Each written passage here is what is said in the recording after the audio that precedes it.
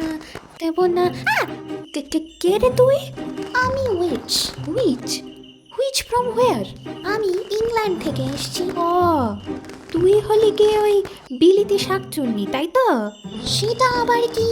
সে যাই হোক, তা তোদের পাইন গাছ ছেড়ে হঠাৎ এই শ্যাওড়া গাছে এসে বসার ইচ্ছে হলো কেন বাবু? শুনলাম তোমরা কি সব ভূত চতুর্দশী পালন করো, তাই ভাবলাম যে ইন্ডিয়া ট্যুরটা সেরে আসি, দেখে আসি যে দেশি শাকচুন্নিরা আদেও ভয় দেখাতে পারে কিনা।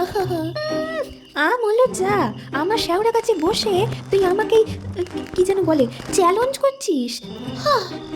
শুনেছি তোদের ওখানে নাকি কি সব হালুইন টালুইন পালন হয়, জ্যান্ত মানুষ নাকি ভূত সেজে ঘোরে। মরণ দশা। ভয় দেখানোর তো ক্ষমতা নেই, খালি বড় বড় কথা।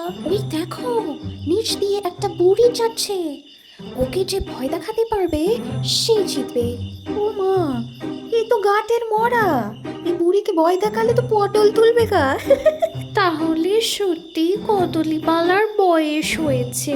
তবে রে, চল দেখি তাহলে এই বুড়ি যারে দেখে বিমরি খাবে সে জিতবে। হরে কৃষ্ণ, হরে কৃষ্ণ। এই বুড়ি বুড়ি কোথায় যাচ্ছিস? একটু দাঁড়া দাঁড়া দাঁড়া। তোমরা কে গা? আমি আসলে কানে কম শুনি, চোখে কম দেখি। মনে হচ্ছে তোমরা মেয়ে ছেলে। এখন তো ভূতের থেকে মানুষের ভয় বেশি।